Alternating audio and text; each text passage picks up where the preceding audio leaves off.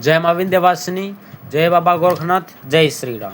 आज का विषय उन हिंदुओं से संबंधित है जिनके घर में माता शीतला, माता पाथरी वाली, नाथ संप्रदाय की और 5 बावरियों की और जहारवीर गोगा जी की पूजा की जाती है।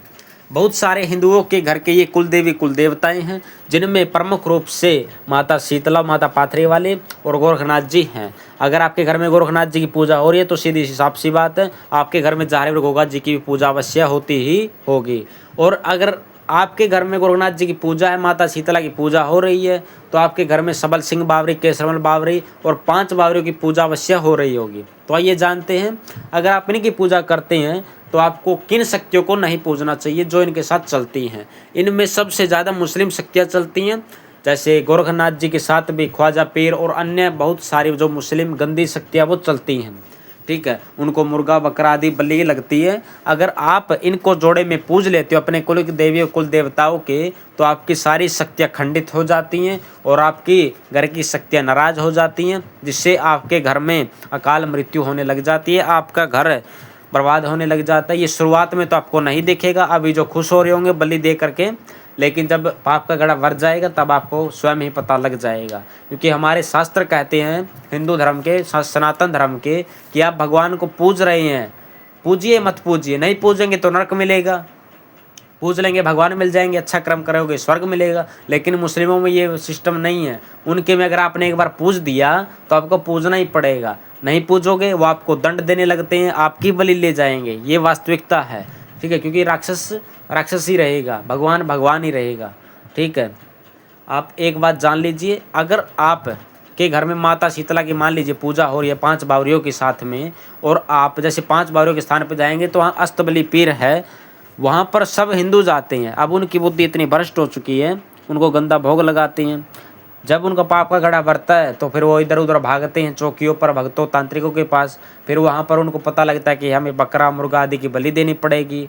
अब वो कब तक देंगे, महीने में साल में कब तक देते रहेंगे। जब वो बंद करेंगे उनके बच्चों की बलि हो जाएगी, वरना उनकी बलि हो जाएगी। ऐसे करते करते पूरा वर्ष खत्म हो जाता है।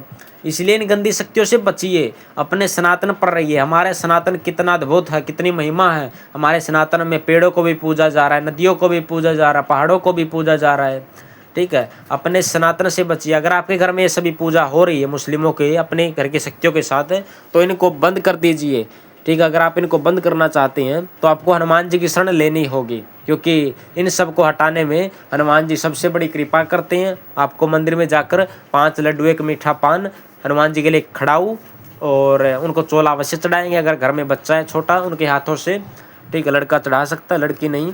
और हनुमान जी को एक ध्वजा भी अवश्य चढ़ाएं और हनुमान जी से विनती करेंगे कि हमारे घर की शक्तियों को प्रसन्न करें, और हम उनको गंदा भोग नहीं देना चाहते, लेकिन हमने गलती से दूसरी दुष्ट मुस्लिम शक्तियों को पूज लिया तो हमारा उससे पीछा छुड़वाएं। ऐसे में आप कम से कम 5 मंगलवार और 5 शनिवार हनुमान जी का यह कार्य करेंगे, और प्रतिदिन घर में सुबह शाम 11-11 हनुमान चालीसा होती रहनी चाहिए। ऐसे में महीना 2 महीना करके देखिए, आपको स्वयं पता लग जाएगा कि आप पर हनुमान जी की अद्भुत कृपा हो चुकी होगी। इस प्रकार से आप अपने घर की गंदी शक्ति हटा सकते हैं जो आपके घर पर लग गई है अनजाने में, या आप जानबूझ के आपसे लग गई है गलती से। तो आप सिर्फ अपने घर की शक्तियों को पूजें। 5 पहली बात, वो 5 पीर नहीं है, वो 5 वीर हैं। मूर्ख हिंदुओं ने पीरों को भी वीर बना दिया, जहर वीर को जहर पीर बना दिया। हिंदुओं की इतनी बुद्धि भ्रष्ट हो चुकी है। ठीक है, उन्होंने हिंदू देवी देवताओं को भी नहीं छोड़ा, उनको भी कलंकित कर दिया। माता काली को रक्त से जोड़ दिया, भैरव जी को मदिरा से जोड़ दिया, भोले बाबा को भांग से गांजा से जोड़ दिया। इतनी बुद्धि भ्रष्ट हो चुकी है हिंदुओं की। इसलिए गंदी शक्तियों को ना पूजे, अपने घर की शक्तियों को सात्विक भोग दे, जिससे आपके घर में आने वाले पीढ़ियों को भुगतना ना पड़े। मान लीजिए आज आप उनको गंदा भोग दे रहे हैं, अपने स्वार्थ के लिए काट रहे हैं बकरे मुर्गे, आगे चलकर आपका बच्चा, ठीक, आपकी अगली पीढ़ी नहीं दे पाई तो सीधी सी बात है, उनकी बलि लगना शुरू हो जाएगी।